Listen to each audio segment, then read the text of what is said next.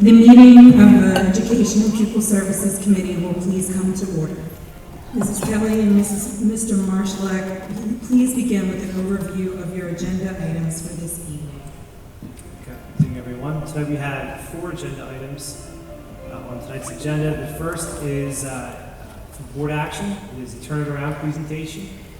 Ms. Simone and some of her students from Upper Darby High School to present to the board an opportunity that they've been to work together with Dr. Gary, Dr. Manfrey, and Ms. Simone this year on leadership qualities and some other cool opportunities here at Darby High School.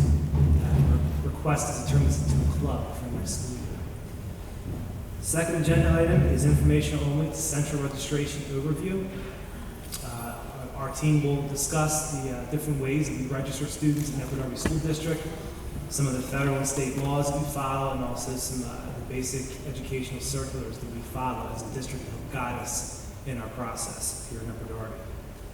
Third agenda item is informational only also. This is the high school graduation requirements. Ms. Simone and Dr. Manfrey will go through the new requirements for the state of Pennsylvania under Act 158 for graduation requirements that will impact this year's current freshman class graduating in 2022. And the last agenda item is for board action. It is the policies. We have 3 policies tonight that went through a first reading. Policy 222 on tobacco and nicotine, policy 247 on hazing, and policy 249 bullying and cyberbullying. So with your permission, Ms. Mitchell, Mr. Curry, to begin. Yes, thank you. We can start with agenda item number 1. Thank you. I'll turn it over to Ms. Curry. So last year we started to meet as an central administration after committee meetings such as tonight with a representation of all grade levels of probably between 40 and 50 high school students on a monthly basis.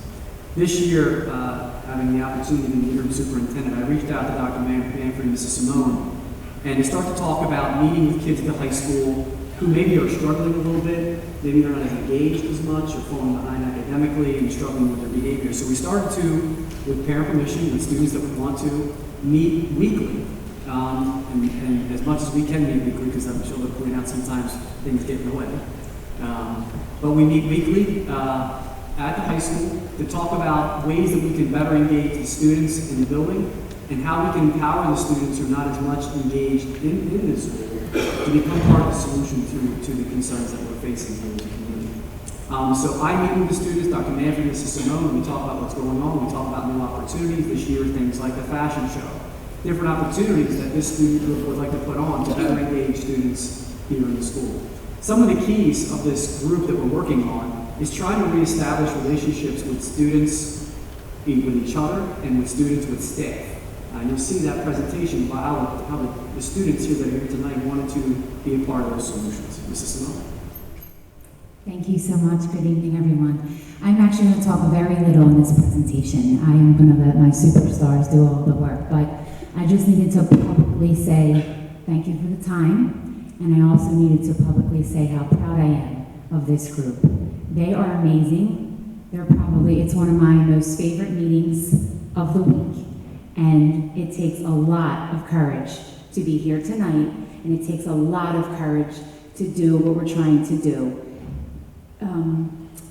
These students they're not the only ones. There are more. They unfortunately couldn't make it tonight. We have a bigger group, but the students you see here have agreed to step up and present. So be patient, have an open mind, and I'm going to turn it over to them.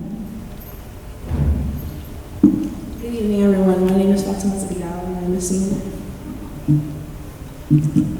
Hi, my name is Kwasim Holloway, and I'm a senior.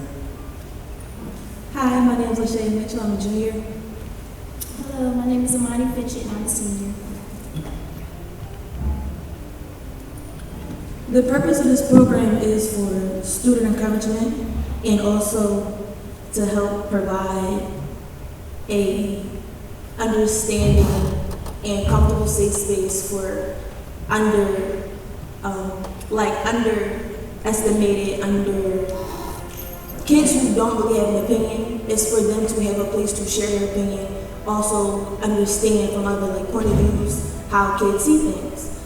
We would also like to better the school community, and have different events where we can have the parents come and help the school. We could also better the staff and the students' relationships because they aren't that good depending on the student. And the last thing is to, honestly, the next generation, we would like to have them make better decisions because we see now they aren't as wise as they can be, so we want to go down and talk to the kids.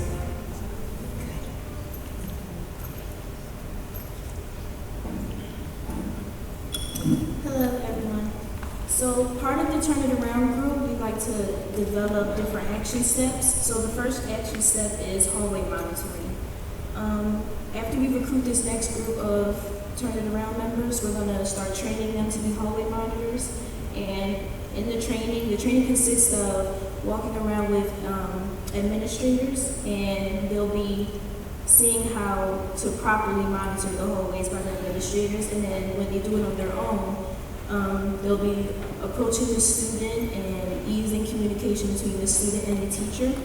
The point of the student hallway monitor is to, like I said, ease communication so that they don't feel like the administrator just coming up to them, targeting them. You know, that's how referrals are written and problems are started. It escalates very quickly. So the student hallway monitor will bring all of the tension down and hopefully just help kids to stay where they're supposed to be and be there all the time.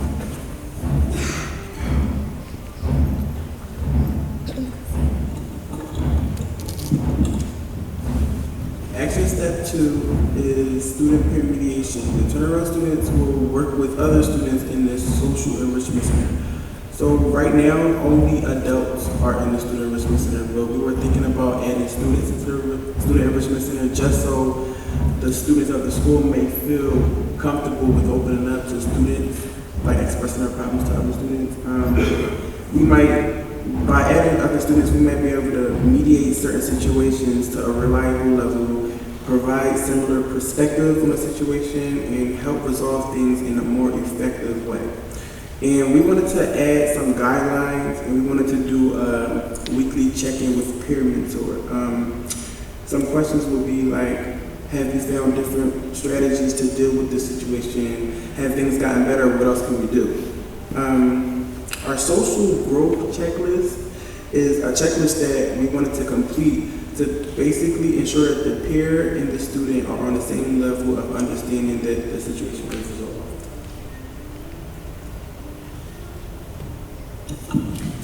Step action 3, teacher-student group. Basically, the purpose of this step is to help understand students more. Sometimes students and teachers may not see eye to eye, which may cause miscommunications, which could lead to different outcomes. This step is to find solutions between the miscommunication so we can help students and adults reach a certain level of understanding and have a better relationship built between each other so that all of this could just not be just like this.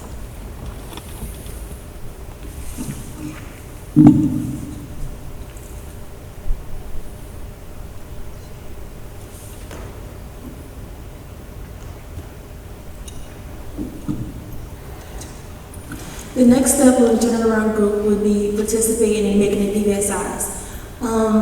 We also have to encourage more students to participate because normally in class it's just, okay, we're going to do it, that's it. It's not, they're not engaged in, so we need kids our age in certain age groups and certain abilities to engage the students with whatever it is we're doing.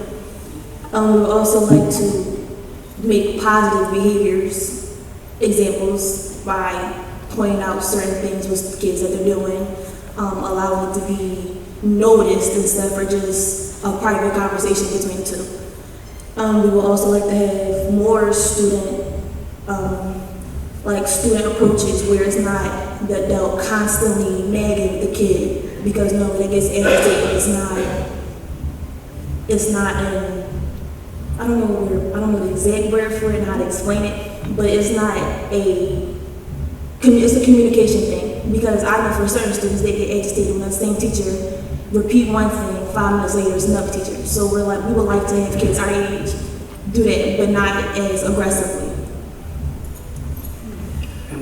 meetings about that being a two-way street, right? Teachers are frustrated, kids are frustrated, and you need to both understand your perspectives, right? Yes. The other thing that wasn't mentioned is we also talked about having some type of a referral process. So students could refer to the group, and the group would look at the situation and then make the best decision of how to resolve that situation with the group's input. We currently do PBAS lessons, and right now they are mostly generated by adults. And the key to this is we want student input. We want students to help us create the lessons because they know best. So we want to transfer that from the adult world to the student world, and part of this club would help us create those lessons. In addition to that, they would also want to be in charge of student reflection and maybe collaborating with adults, but generating those restorative lessons that right now, again, are provided by the adults. The key to this is that, again, student empowerment, to give them a voice and to listen to them, because they really do at the end of the day know best. With our guidance, of course, but we do need their input. So this shirt is the Turn It Around shirt. I got my friend Cameron Thorne to just draw us up a sketch so you all can see it. This shirt basically is a symbol of student empowerment. Now, each shirt has a different stripe on the sleeve. These shirts that we have now doesn't have them, but in the future, we plan on putting colored stripes on the sleeve just to indicate the different action steps that the students will be placed in. So one of our future plans for the future of the Turn It Around group is to better include the parents in the plans and meetings. Sometimes they feel like even with the homeless school meetings and things like that, there's still some messages that aren't getting through. Our second plan is to get involved with the middle and elementary schools. We want them to see that even though they might have had a rocky start or whatever their past is so far, that it can change the outcome by following the good example of someone who was in their place, or even someone who just started off good, just to change the outcome to a better situation.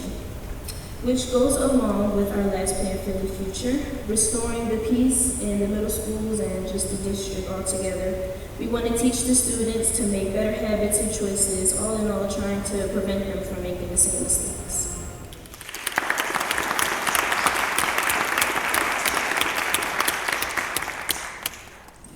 That was wonderful. I have a couple of comments, and then I'm going to ask the board members if they have comments. First of all, thank you for coming to the board meeting tonight to share this wonderful program with us. First of all, I think that leadership should be in your title somewhere, because I feel like you're going to be building future leaders by going down to the middle schools and the elementary schools, and I applaud you for that. The second thing that I wanted, Kasim, is that your name? Did I get your name wrong? I'm sorry. What's your name? Kwasi. I was close. Kwasi. I'm sorry. Can you explain a little bit more about the T-shirt development, where the stripes are concerned, where they come into play on the side of the, on the sleeve? Because I really didn't understand that. On the sketch, if you can go back to the sketch. The second sketch, you can see like the little stripe on the side of the sleeve there. We didn't pick because we didn't get the other group from the younger schools yet, but the different, the hallway monitor might have a yellow stripe on their sleeve, and then the peer mediation might have a purple stripe. We just have these different color stripes just to indicate which group, what are you focusing on. It's just on the sleeve. So if I can add that, because this was a lot of conversation about the design of this concept, and I apologize I didn't get your stripes yet, although this was our back and forth about understanding this idea. So there's a Royal Revolution at the high school now. So we're trying to create Royal Revolution as an overarching concept, and then different branches. Turn It Around is a group of kids that know the pitfalls of making poor decisions and how to avoid them, and how to get back to kids not to have that happen. And part of it, as you did a great job, Quasi, explaining, is these shirts are the Turn It Around Club. We'll make a big deal out of it at the beginning of the year. They'll go through training at the beginning of the year, and then you might be the Turn It Around Club that works on the hallway monitor in the building, your group of kids that might be part of peer mediation, the stripes will indicate on the shirt. Kids will know, oh, you must be a peer mediator, you're a hallway monitor, you go down and work with the kids at the elementary school and middle school. And that concept is coming from turning these shirts around, making it a big deal. You're a part of this club, it identifies you, and this is how you're a part of making that in. And the stripes would indicate your role in that club, in that branch. Correct? So I know you're very proud and you're successful at turning around members. What advice would you give someone if they was hesitant to be a part of it? You obviously had a positive experience. So what advice would you give someone if they was a little apprehensive or hesitant to be involved with it? Basically, the advice that I would give a student if they was hesitant to join a group is like, it's a support group. Basically, it's a support group so that you can have different understandings. It's more of a positive reinforcement more than negative. So it's like, it should be a safe place where you should be able to come talk to us about stuff, and then we bring it to teachers, and then y'all talk about your problems, y'all come to an agreement so that there won't be no further miscommunications and no problem about it. Well, it's not a club yet. That's what we're asking for tonight. Let's make that clear. But there is currently in the group that we meet with on a weekly basis about 25 to 30 kids. No? I have a problem with math. 12 to 15. Well, Consistent. Sorry. But we're hoping to. The idea, because you do see seniors sitting here, so the idea is, we're going to rely on Shay heavily, our junior, is to then work with underclassmen and continue and expand. And as you're brought into the group, the club, you're trained and then turn that training around. So the idea is to continue to expand for those students that want to be a part of it. That's what he meant by 25. We're not there yet. So are students going to be, they're going to be able to choose to be a part of this club? There's not like a referral kind of system where we think that, like the administrators think that students should be a part of it? I think the students will tell you they're probably open to that as well. That if an administrator or a lead teacher or even a teacher thinks that, and really that's how this group got started. It was referral from assistant principals and lead teachers, and then some of the students actually brought a friend who thought it would be really valuable to the group. So we're really open to many ways to be a part of this. The key is wanting to do it, having the interest. It's really nothing forced at all. Thank you to each one of you for your part in the presentation. You did an excellent job. You should give yourself a really good pat on the back. And what you've been doing this year with Dr. Gary and Mrs. Simone and Mr. Manfrey, I'm not sure who else is in the group. Dr. Manfrey, sorry, I was just corrected. Should be commended, because that's really what a community is about, right? So if you see that there's a problem, whether it's with you or your friends, your job as a community is to come together and figure out how to solve the problem. So you're doing a great job. You're off to a really great start for those of you who are graduating on what it takes to be a really good citizen and a great community member. So thank you so much. I just have one question. Thank you very much for your presentation. I think Dr. McGarry, you touched on, so the Royal Revolution still exists. Okay, so this is just like an offshoot of that. And also, I would encourage you to get on the agenda for the first homeschool meeting in the fall, because they do support the clubs and they love it when you show up. And then that's how the word gets out too, because the parents go home and they talk to their children about it. So, I believe we have one junior. Is there one junior? One junior up here, but there are other underclassmen. Yes. So maybe you can just jot that note down. Okay, no problem. Fatima, I don't want to embarrass you. Can you stand up for a second? I want everybody to see a future upward arm. Fatima has decided to become a teacher. So John, get her name and number.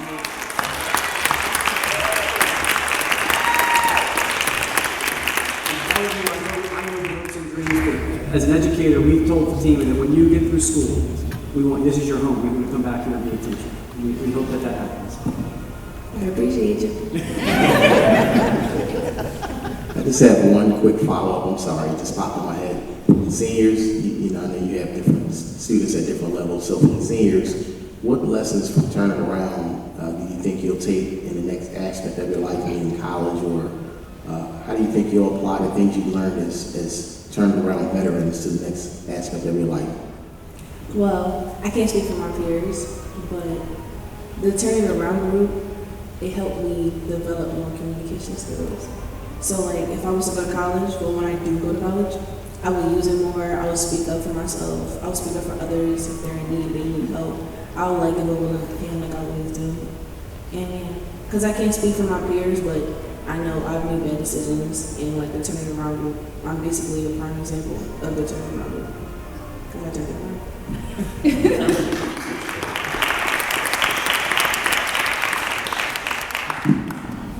I feel like the Turning Around group really helped me mature. I wasn't a bad kid.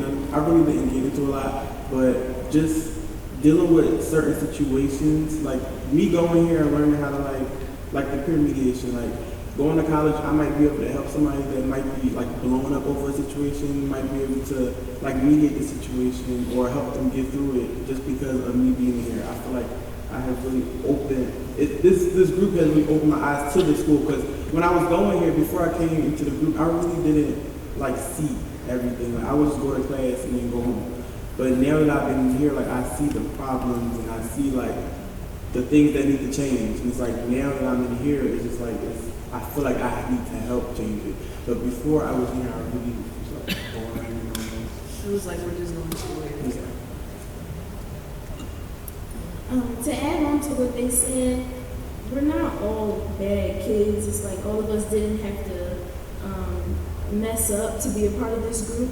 And for next year, we will be like not scouting, but we are looking for some of our friends, our younger classmen that aren't bad kids either, but they just want to be a part of something. Because I know before I was a part of this group, I had a lot of complaints, maybe you could say, about how things were ran and how I would do it differently. So being a part of this group is giving me a voice to say what I think to people who actually matter and can change it. So being a part of this group has also helped my communication skills and to speak up and to be confident and to also feel important and give my say and know that it's being heard. Just, there are no bad kids, so please take that out of your vocabulary, okay? Can I just add something that I've learned from this group of students, and that is that there is oftentimes misunderstandings between adults and kids that when I was an assistant principal at Lockery High School, you take a situation that could have been just a conversation with a student regarding their behavior, and because of the manner in which the adult approached the student, that situation ends up with the student being suspended from school. And what these guys have taught us is that there's a particular way sometimes to approach a situation that we as adults may not completely understand, and that they are going to help us sit down not just with student-to-student issues, but student-to-teacher issues, where they can advocate for the student and at the same time try and help the teacher understand where the student is coming from. And we have already seen successes in mending relationships with the help of this group. So I can't say enough about them. They're great.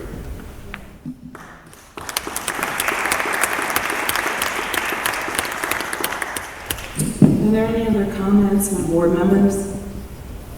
Okay, thank you so much, Ms. Simone and Dr. Manfrey, and to all the students who have come out tonight to explain your program to us. Thank you. As we have our central registration team on the way up here for the board, it's in board docs. We have the completed administrative regulation for policy 122 for the turnaround for your consideration as well.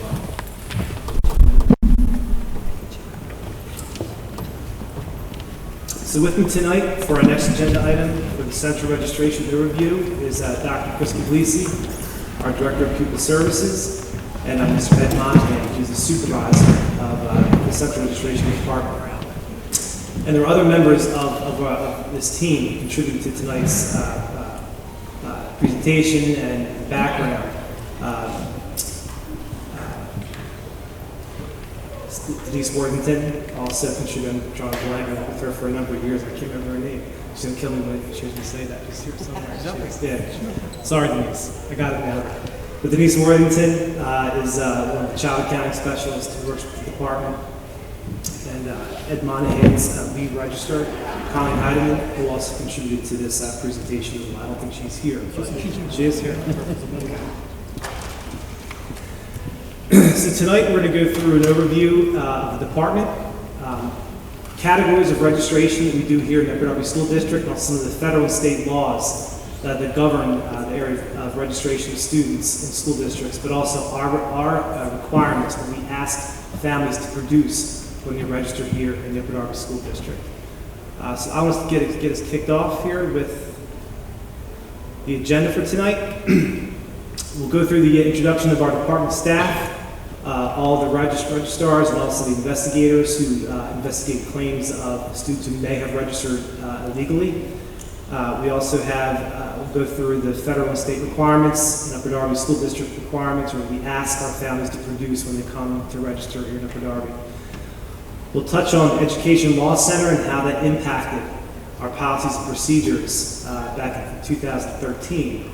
And also discuss briefly the Pennsylvania Department of Education Basic Education Circulars, or BECS we call them, that help guide all school districts in Pennsylvania in terms of what we can do and guide us through our process as a central registration team.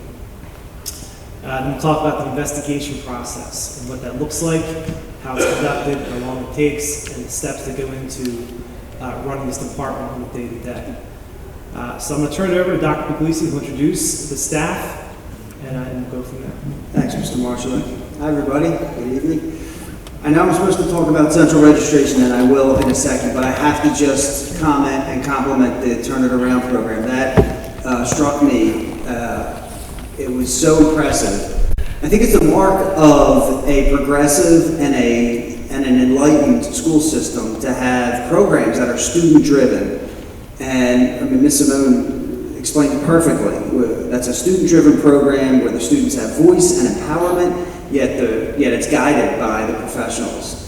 So compliments to the students, Dr. McGarry, Dr. Manfrey, and Ms. Simone. I mean, that is an excellent program on so many levels. So I know that wasn't part of my presentation, but I have to say that compliments to you as a board to allow and encourage that type of program. Mr. Marshallek is our Assistant Superintendent for Student Services leader. I am pleased to be here to introduce the rest of our central registration staff. To my right is Mr. Monahan, the Supervisor of Central Registration. What I like most about Mr. Monahan's leadership is he's very aware of what's happening in the office.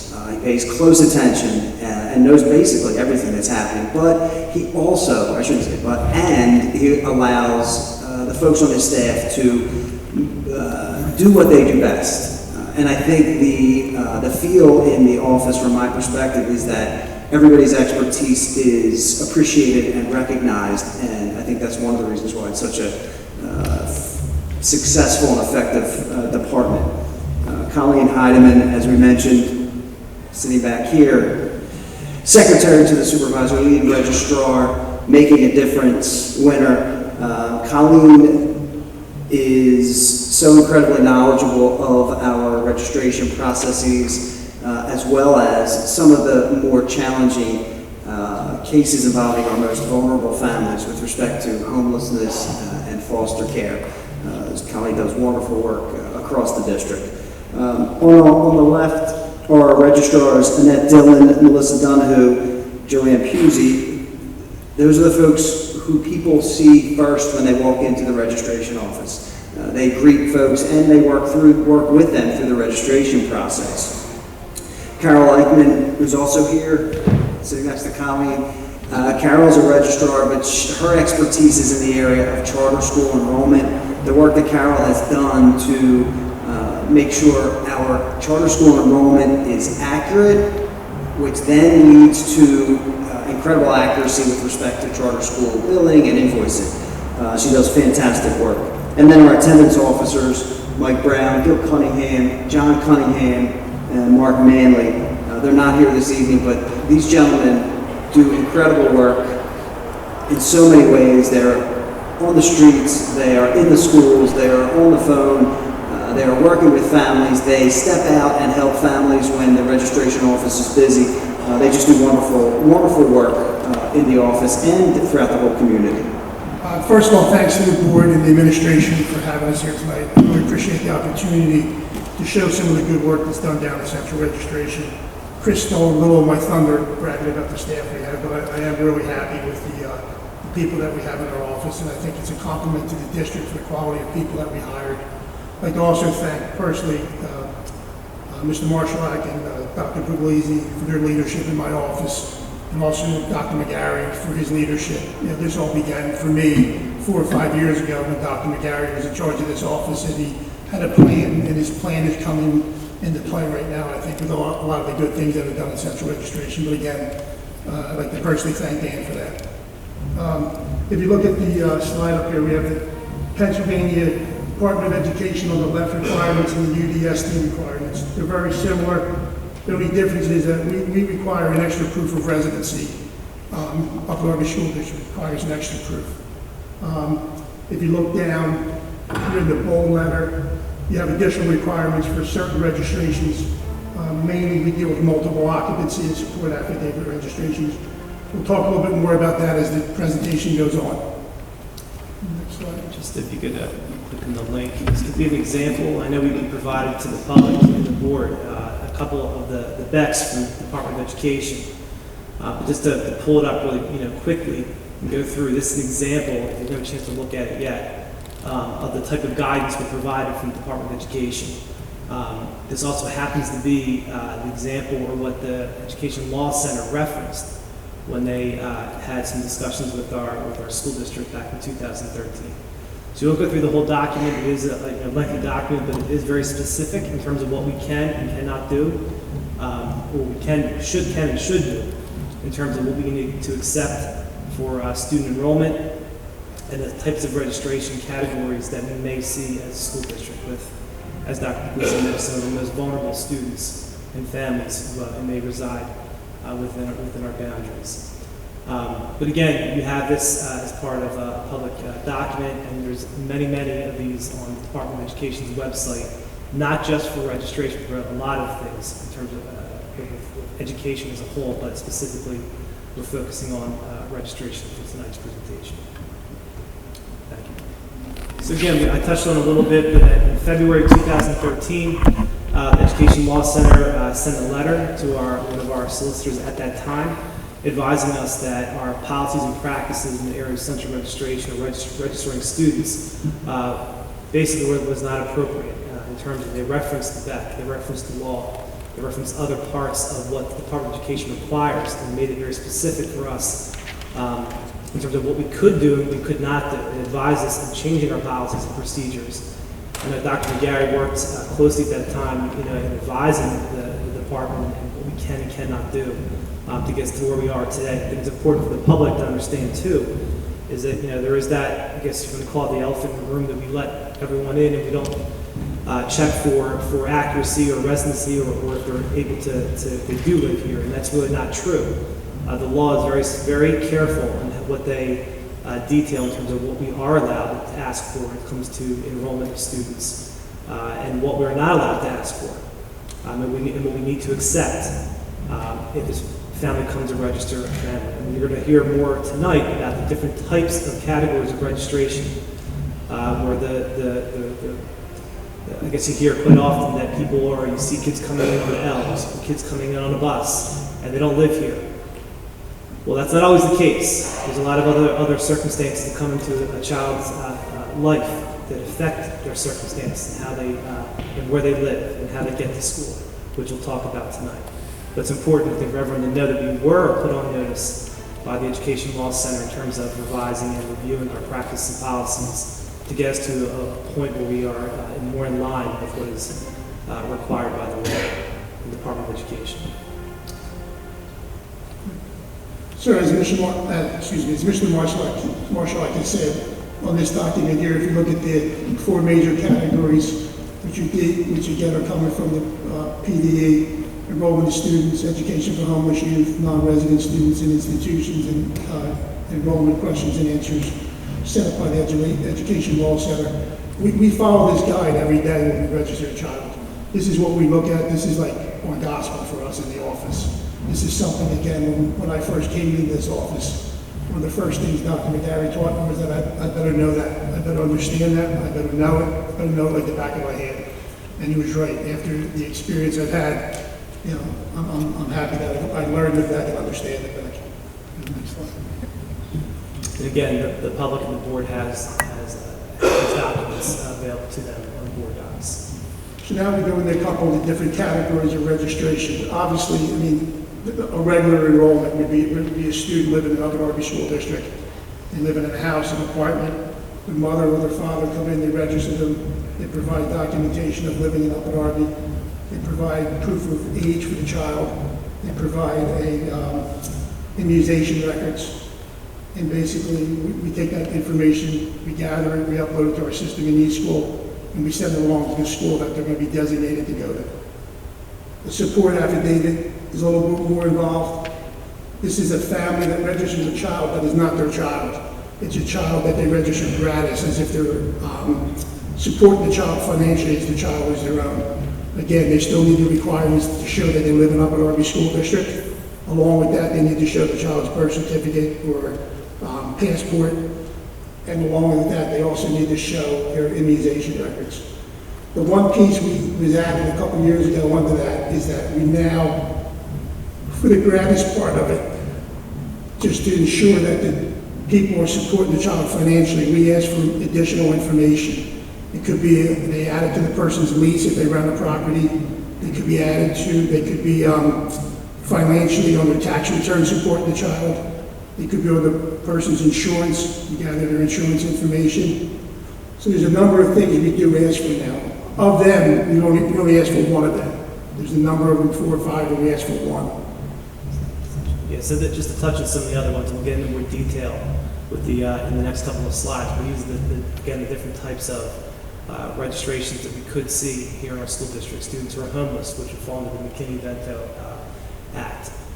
You see for other administrative registrations, medical homebound, homeschooling, evaluations. These are for students who might attend a non-public school in this area, but are residents of Upper Darby. And then we have the obligation, to say, for child fund for those students. So if they come in and they want an evaluation done by the district, we cannot say no. And we cannot refer them to the intermediate unit to do that evaluation. But we also have the responsibility to prove that they are residents of our community before we evaluate that child, to again meet the child fund requirement. But multiple occupancy, we'll talk about in more detail. The fostering connections, change of address, which you hear a lot of students who move within the district, within the boundaries. They have to go to this office to change their address officially. It cannot be done at the school level. And transportation element, private school early intervention, which is another special education support for students who are not of school age or not school age yet, and of course charter schools as well. So the next slide we'll get into more specifically some of the basic, I suppose, registration categories. Yeah, I apologize, I jumped ahead there. So we already talked about the regular enrollment. So change of address, that's basically if a family moves within our district, they move from, say, the west end of the school district to the east end of the school district, or vice versa. They have to come in and provide documentation of where they're now living. Again, we ask for 2 proofs. They fill out some information, and then we get them into the system, and within 3 days or so, the information is all uploaded, and we're ready to go with that information. Transportation only would be families requesting transportation to a private charter school. So again, for instance, a charter school, if a family needs busing to a charter school, they live within the boundaries of Upper Darby School District, they're entitled to that busing. So they come in, they prove their residency with 2 proofs of residency, and we ask for the child's birth certificate or the passport. And they provide that to us, and we set the busing up for that. Same thing with the Catholic or a private school. Same thing would happen in that situation. We hinted at this earlier, but there are certain registrations where we as a district have obligations to provide certain services. Medical homebound would be one. Mr. Marshallek talked about an evaluation. So there are certain obligations and certain requirements or certain services that we provide to families who don't attend our schools, but are residents, and just to make sure we're providing those services to residents, we ask that they come and provide us with the residency information to make sure we're providing those services appropriately. Just one point of clarity, so with the medical homebound, those are for school district students. So we do have a resident who attends another non-public school. They do need to register in our school district to receive medical homebound support. Students going through foster care, Mr. Marshall mentioned Denise Worthington earlier. We talked about Colleen Heidemann. Colleen and Denise are critical to this process. And even going back last year, Dr. McGarry establishing with some of our local school districts, establishing relationships to have close communication to help support students going through foster care. From our perspective, some of these situations can be complicated. The reality and the basic idea behind Fostering Connections and what Every Student Succeeds Act speaks to with respect to foster students is we want to maintain the educational stability of the student.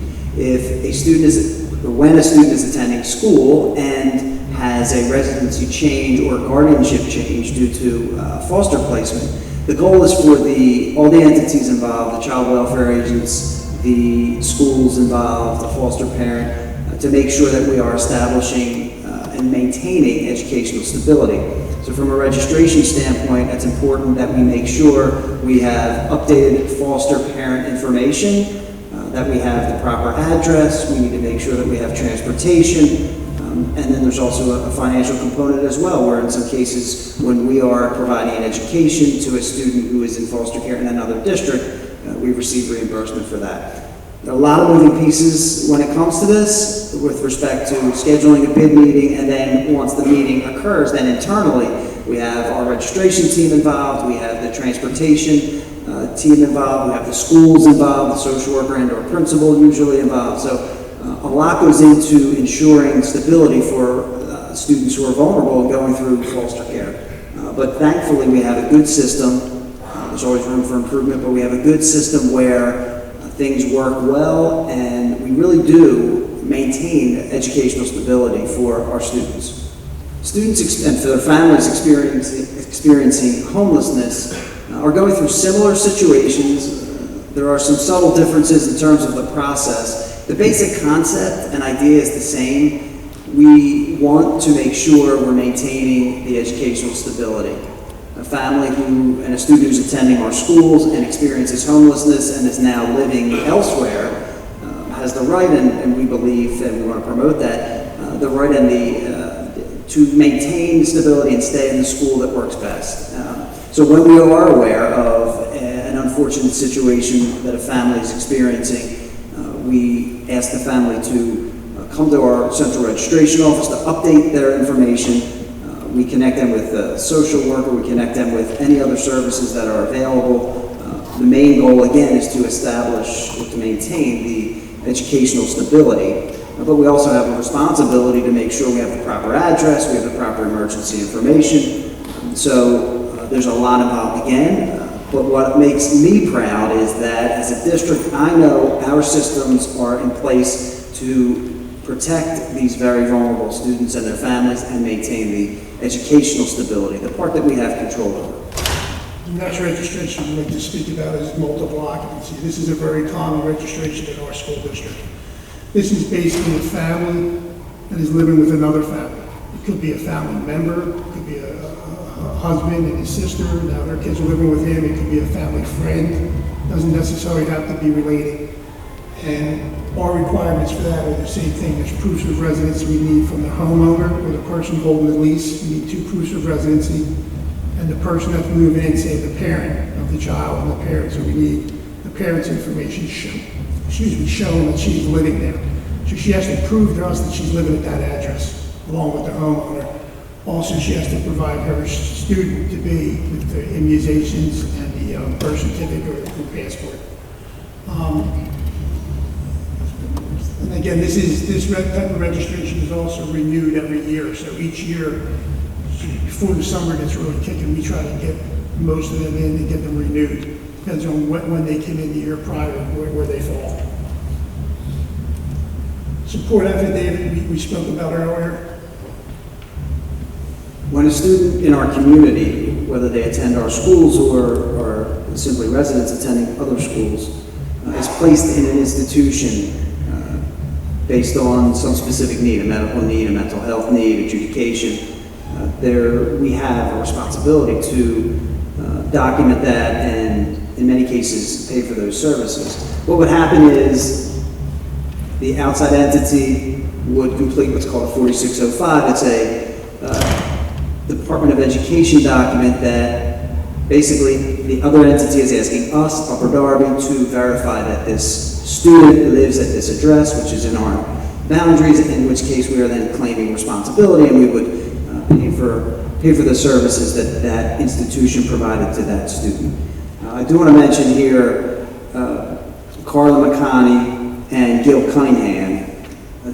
Carla's in the Pupil Services Department. Gil, we talked about earlier, is one of our investigators. The work that they do around this is amazing with respect to identifying whether or not the student and the family lives in Upper Darby and then managing the invoices for that. So they work very well, very closely and very well to identify the legitimate costs and charges that we must pay. It's really difficult work, but it's cool that they work well together to be very effective and accurate with that work. Last thing we'd like to touch on, the residency investigation process. This is really a key for us in this school district.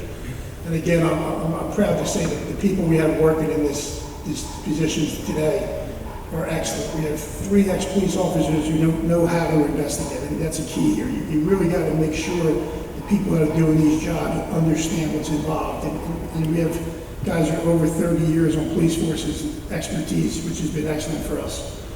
So again, we call it a trip sheet.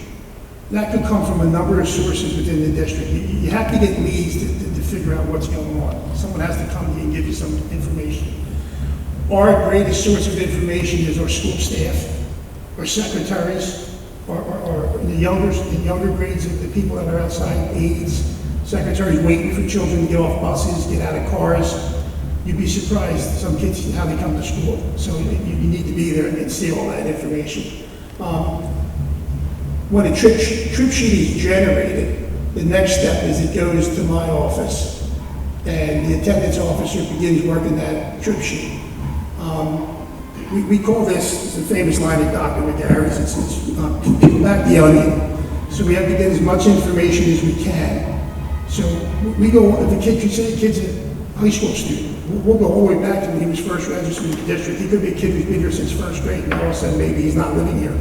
We'll go all the way back and get that CUNY file from the school and start going backwards and seeing where it went wrong if he's not living here. And again, these guys do a great job at getting all their information.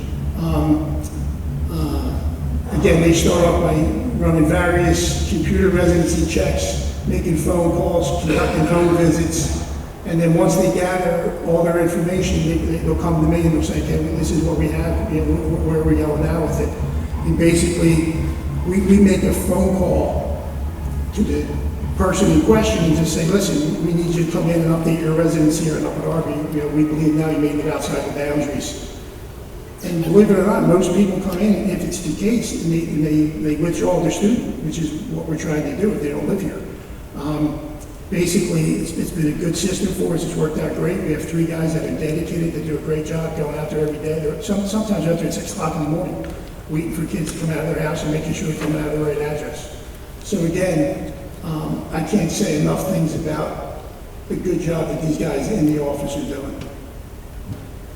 I think, yeah, to Ed Monahan's point, a lot of the work that they do with the phone calls and contacting the families before it gets to a point where they go to a hearing, it saves the district a lot of money before preparing for a hearing, contacting attorneys and getting records prepared. So they try to prevent that from going to that point and going through at the hearing, they can get the family to agree to withdraw at that time. But that's what we have for this evening. If you have any questions from the board. Thank you for your presentation, Mr. Mondian. I just have one question about Well, actually, two questions. One is, how is the staff trained to be informants and to start a trip sheet? And then I have another question after As far as our staff is trained? No, the staff, you said secretaries and administrative assistants, people, are very helpful. I think that's what you said about, helping to pay attention to what's going on. How are they trained throughout the district? So a lot of, I'm going back to my time as a teacher also, and a principal. And, one of the things that we want to make sure we report to our administration is if we have any information from a child or from a mailing or anything that might be, just doesn't seem right from a staff member's perspective, that we report that to the proper administrator. The trip sheets are also, they're not just sent, at will. A principal or administrator has to sign off on those sheets and verify that they are in fact making a claim of possible, of a student who might be in question. Because we also don't want to go out and investigate families that might have a reason to be being transported outside the district. So our staff from early on are made aware by their administrators in terms of what to look for and what to report, anything suspicious in that area is happening. In terms of any formal training, it's part of what the building-based teams would go through. The secretaries, registrars of buildings would also go through that with their staff. And the second question that I have is, I know that in the past the district was requiring different grades to come in and re-register, particularly for students. I don't look at this as a student issue. I look at it as whoever's supervising the student. So when a student is in a school district where they might not reside, and how do you think that we should be communicating that? Of course, everybody knows that if you don't live in the district, you shouldn't be going there. But I guess my concern is for those students who, it's out of their hands because people have placed them in the situation, and then when it comes time, maybe junior or senior year, they're, it's caught up with the family. So how can we regularly, or how is it regularly communicated with families that this is something that we pay attention to? I think it's proven in the students that have been withdrawn from the school district in the last year and a half. I think with the work that the office is doing, I think the word is spreading on its own, that Upper Darby's on top of it, and that we're going to ask for, like I said, the second proof of residency. We're going to follow up on leads we get, and we're not going to ignore anything. We're going to follow everything we get. But I do think that's out there in the public, and I think the numbers prove it. Thank you, Mr. Monahan, for that. Just to piggyback off of Ms. Curtis, so if we have somebody in the community that believes that there is a student who is illegally attending our schools, what should we tell them to do? Call your office? Is that the process that you'd like us to communicate? Yes. Yeah, and as much information as they can give us obviously is helpful. It always helps when you know an address that you think they're coming out of, and then obviously if it's an address not in our district, that's part of the hard work that's involved. Is that sometimes you have to really try to find this information. It's not easy to find sometimes. Sometimes that's the other thing. Investigations, some take a week, some take a month. It depends on how involved the investigation is and how much information we have in that original file I spoke about earlier. I mean, like I said, we do rely on a lot of information at the school level to start the investigation off. Just for clarification, you don't start an investigation based on a tip from someone else, or that's just one piece of the puzzle, is that correct? That's basically one piece of it. Again, it's like I think anything in an investigation, if you don't have a reason to think a student doesn't belong here, I don't think you would investigate it. I think it comes to our office when there's reason to believe. An example, I think sometimes as a child's waiting after school for an hour and no one's picking them up. And all of a sudden the school secretary send a trip sheet to our office saying this child, not only once or twice, over a period of time it has happened. You see sometimes a child get dropped off in the morning in a cab at the front of a school, an elementary school. I mean, that's the things they pick up, they notice. A bus driver will drop a kid off at a stop and maybe his last stop, and he notices the kid's just hanging there for a little bit, and he'll stay and watch, and all of a sudden, a car pulls up and picks him up, and it's a local neighborhood school. So just little tidbits of information that we try to gather, and then we try to go on with we basically gather the crumbs and try to make them into something we can work with. Thank you. Just one more question. On slide 4, you clearly explained the Upper Darby School District requirements for residency, and then later on you go into specifics about the multiple occupancy and where there's additional requirements. So those requirements are above and beyond.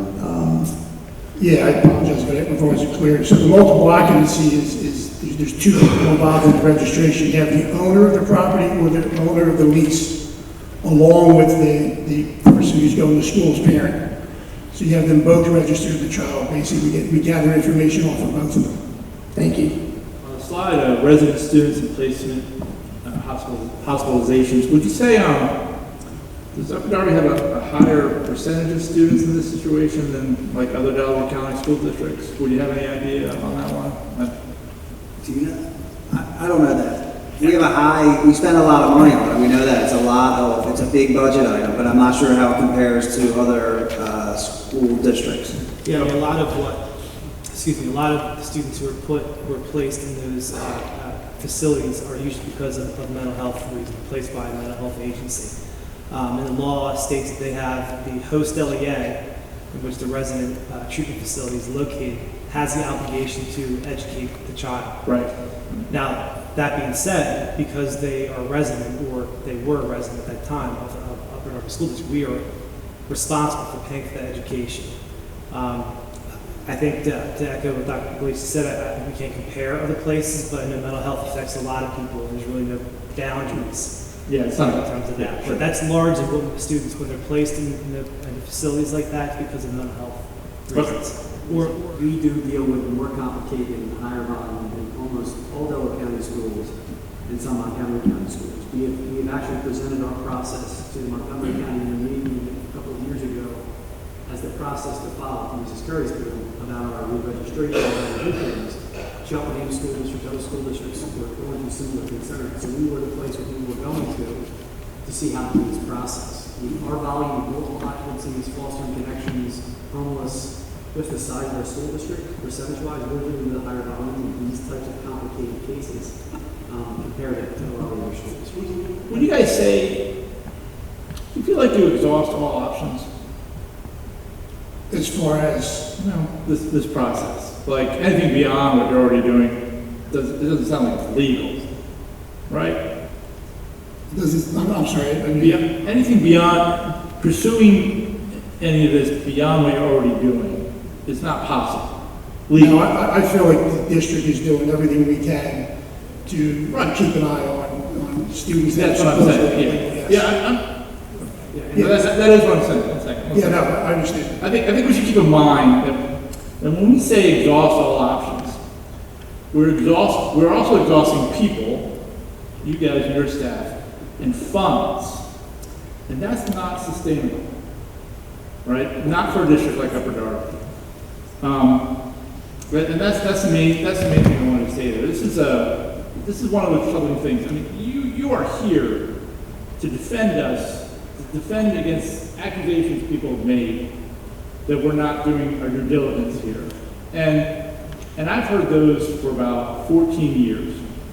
And I guess I apologize that you had to come here and do this. Because I accepted that you did your job. I think a lot of people up here accept that you do your job. And I just wish more people did. Okay? So I apologize to you guys for that. That's it. No, I just like to respond if I could. I appreciate that, but I think it's really important that the public understands, and it's mainly by being educated on what's going on. I just want to use one thing as an example here. In a lot of situations where families are divorced or separated, and the child is living in two homes. There could be a child coming out of the Wrigley School District, but he's living in Upper Darby. Based on the PDE, as long as the time's being divided evenly, they can choose which of the two districts they want to go to. My point being, I hear it also from the public that we see kids coming in on the SEPTA bus, on the trans passes. There's a lot more involved than I think the public understands. This is no disrespect to the public. I think it's just that they need to be more educated on what we deal with as far as day to day. I mean, like I said earlier, we follow the PD guidelines very stringently. I mean, we don't back away from them. And, you know, we had a situation a year ago. I got a call from a lady in our school district saying that her neighbor, it's one of our schools, but it's similar to the example, should be going to Beverly Hills, but the child goes to Drexel Hill Middle School. I said, I appreciate it, let me look into it. It's still one of our kids, but I said I'd give her the courtesy of looking into the situation. So when I looked into it and peeled back the onion, the father was living in Drexel Hill. The mother was living off of Westchester Pike in the Highland Park area. The one child was going to Highland Park who spent more time with the mother, and the other child was going to Drexel Middle School, and the father registered that child. So we had two same family, and two kids that we would have thought should be both going to Beverly Hills based on where they lived. But since the father wasn't living there, we're living in Drexel Hill, they had the right to go to Drexel Middle School. So again, the lady was very appreciative. We returned her phone call. I didn't give her a lot of details. As I said, that the child is in the right school. But again, I think a lot of it's misunderstanding from the public. I think people are very reactionary, and I think that makes the district look bad. And like I said, I think we've put the measures in place. Like I said, I have investigators that are out at 6 o'clock in the morning with some of these kids to make sure that they're not coming from where we think they're coming from. And another point really quickly, we don't talk about this much, but our district is vast.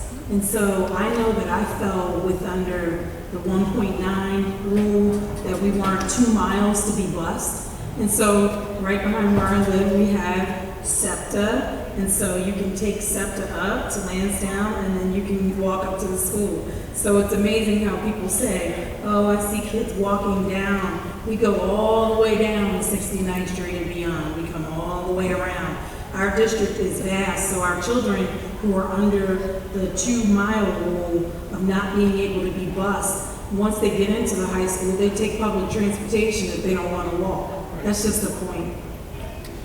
And we also serve the community of Millbourne that is on the L line, and I'm assuming they miss their transportation, they may need to take that at different times. I just wanted to thank all the staff members and Mr. Monahan for all the work that you are doing in the Central Registration Office. And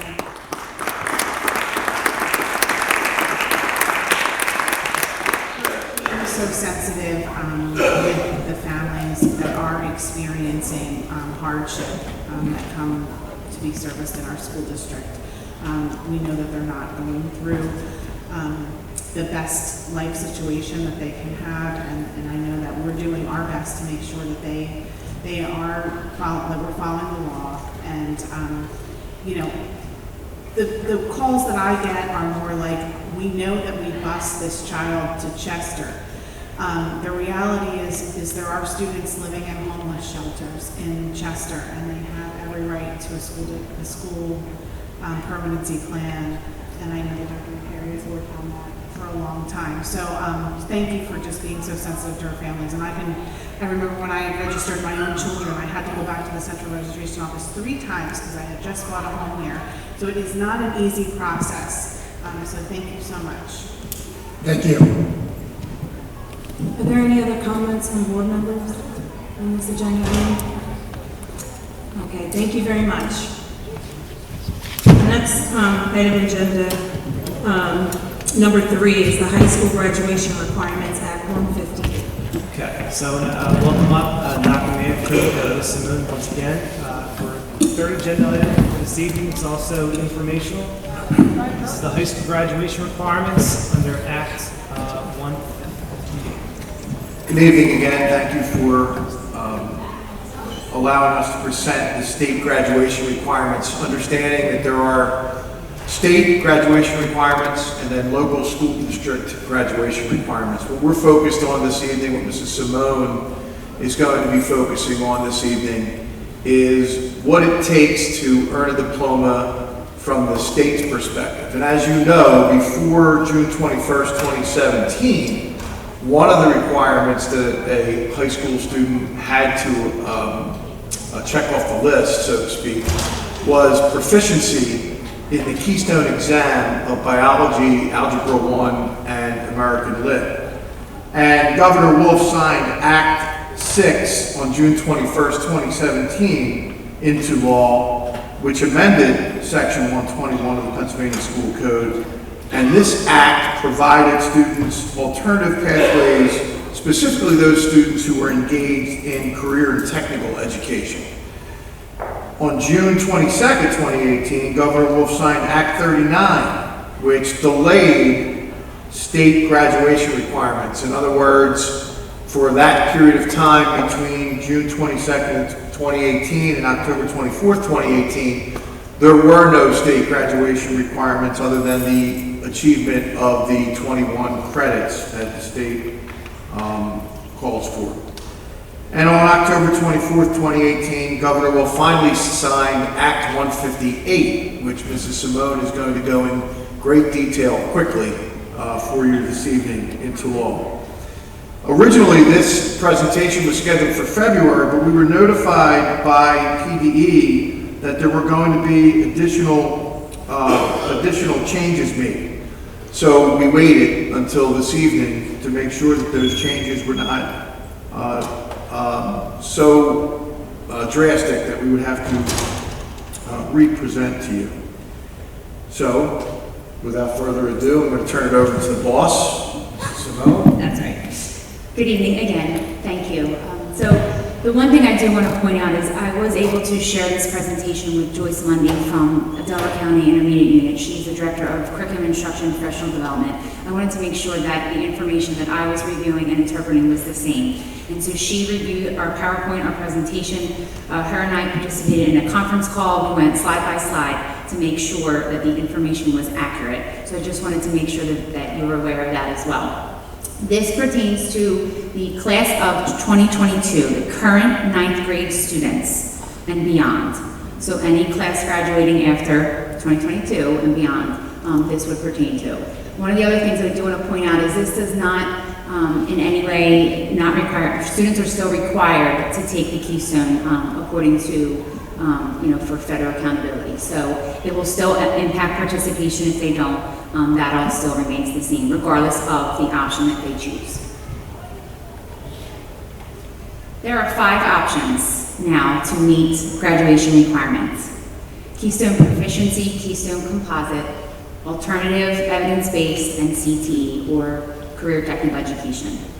I'm going to go through each one. Option 1, the traditional. If a student is proficient or advanced on all 3 Keystones, they meet the requirement through option 1, and they would no longer, we actually talked about sending a letter notifying the family. At that point, they would have met the requirement. And again, I want to emphasize they would have met the state requirement, not Upper Darby graduation requirements. They would have met the state requirement. If they're unsuccessful in doing so through option 1, they have option 2. Option 2 is proficiency, demonstrating proficiency on at least 1 Keystone exam and no less than basic on the 2 other exams. In addition, also receiving a satisfactory composite score on all 3. You're going to ask me what that score is. We don't have it. So, we're supposed to have it come August 2019. The Secretary of Education is going to make a recommendation to the state board. With approval, they will then share the composite scores. If they're unsuccessful through option 2, they have option 3. It looks more complicated than it is. If they successfully complete locally established grade-based requirements, in other words, if they pass the course associated with Keystone according to our grade requirements, they fulfill the first part of option 3. The second part of option 3 would require them to do one of the following. I will give you an example. If they successfully complete a dual enrollment course and successfully complete the Keystone courses, they meet option number 3. So they would have to do one of the options to the right And you're going to ask what's the established score on the SAT, PSAT, ACT, or SVAT. We do not have that yet either. They are going to send that as well. So they're supposed to send us composite scores and established cut scores for certain assessments. Okay, option 4, evidence-based pathway. This one's a little more complex, so I had to split into a couple slides. So the first part, again, is successful completion of the course. Again, it looks more complicated than it is. They have to also have 3 pieces of evidence. One of the pieces of evidence would come from the column to the left. For example, acceptance to an accredited four-year nonprofit institution and the ability to enroll in college level coursework, attainment of industry-recognized credentials, one of the following on the left-hand side. In addition, they would also have to do 2 of the following on the right-hand side. But if you notice that the first item on the right-hand side says one or more of the items listed previously. Okay. So, if they complete and meet our requirements for the Keystone courses and pass, and they have 3 pieces of evidence in a combination of the left and the right side, they would satisfy option 4 as evidence-based pathway. And lastly, CTE pathway. So for our students in technical education, again, passing the 3 Keystone courses, and in addition to that, receiving certification industry-based competency in their program of study, which typically all of our technical school students do, or demonstration of high likelihood of success on the approved industry-based assessments, the NIMS or the NOCTI. I asked this question to the IU and I said, can you please define what high likelihood of success means? Because it's really hard for me to measure that.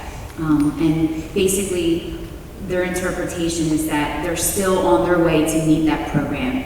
They're not dropping out, they're not going, they're still getting good grades. So it's just still evidence that they're on track to meet that certification in their program. So here are some anticipated questions. I'm not going to go through, everything word for word. This is obviously going to be made available. But there is no project-based assessment, so we used to have that no longer exists. Students still can apply to opt out, but again, it does impact our participation rate. The creating supplemental learning, if they're not proficient, is not required. It's encouraged, but it's not required. And this is something different. If a student receives a proficient or advanced score and would still like to take it again, they can do so as long as a parent writes a letter and requests so.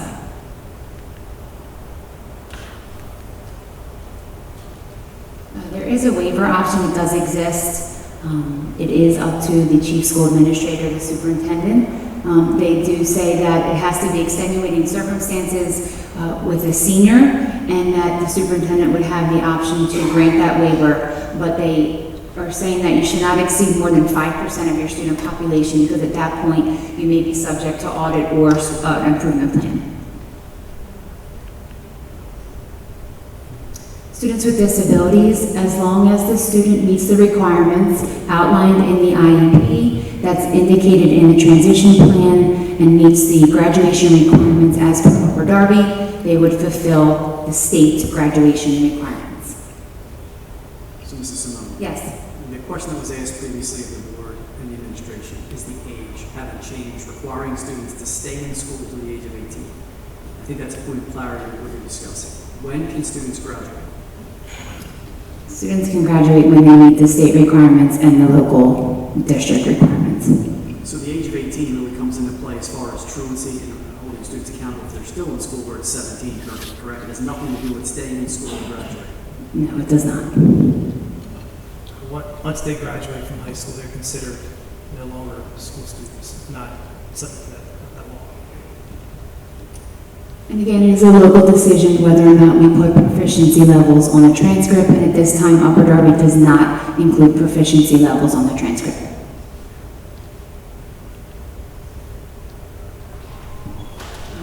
Basically, according to the state, we would have to do our best to make sure that students out of state or entering our schools have met and fulfilled that requirement based on transcripts that we get, and we would then determine if they've met those requirements.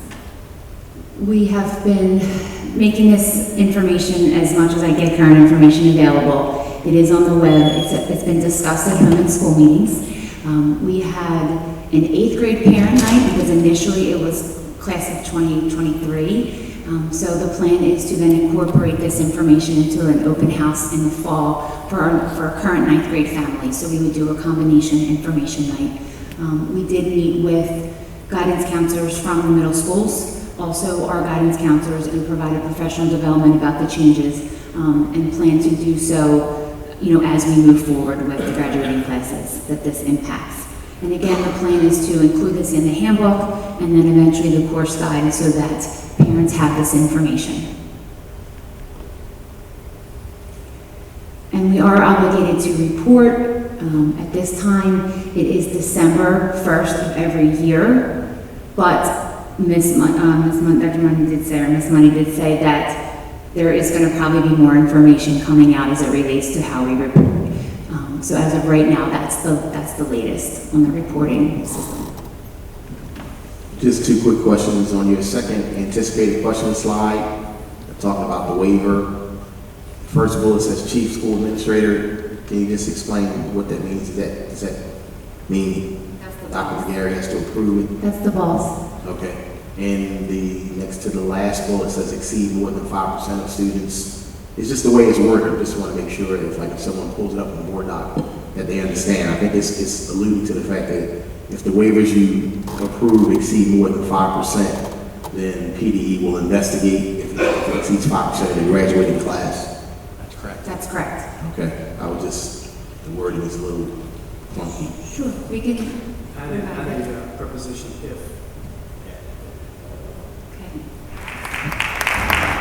Mr. Marshall, could you please review? One more. Oh, you have one more. Yeah, I saw it. Okay. The policies for tobacco. Sorry. We have 3 policies going for a second reading on June 4th. To policy 222, tobacco, nicotine, 247, hazing, and 249, bullying, cyberbullying. I'll take any questions that we have about those policies. They are for board action. Otherwise, we can move on. Are there any comments, or do we have consensus? I'm sorry, do we have consensus? At this time, we'll take public comment. Gurleen Singh, 17 Marlborough Road, Upper Darby. I just had one question, or 2 questions, I guess, on the high school graduation requirements. The first one being, how does non-participation in the Keystone exam negatively affect the school? So in terms of the graduation requirement or for accountability? For accountability. Accountability. It does impact if they do not participate in the state exams. It does have an impact on the essay. Correct? The non-participation in the Keystone does have an impact. Does have a negative impact on our ESSA, yes. So even though that students have that option, it does, similar to the PSSA as well, it does have a negative impact on accountability for and how we're measured for the number of students taking the test.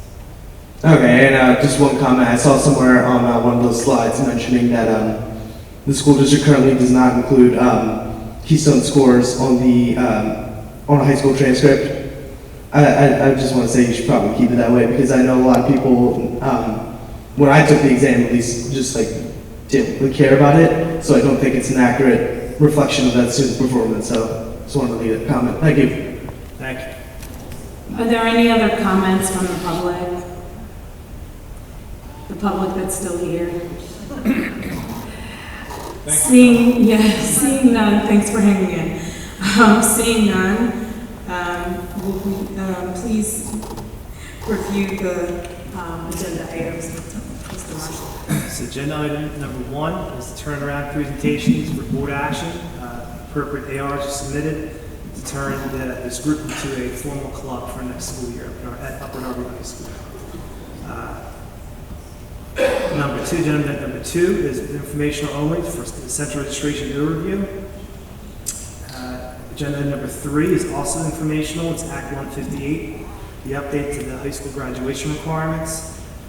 And agenda item number 4 are board policies going forward for a second reading on June 4th. This is for board action. Okay, thank you. So for the turning around presentation, that requires board action. So do I have consensus from the board members? Yeah. Okay, there's consensus. And the last one is agenda item number 4 for the policies 22, 247, and 249. Do I have board consensus to move forward? Yes. Okay.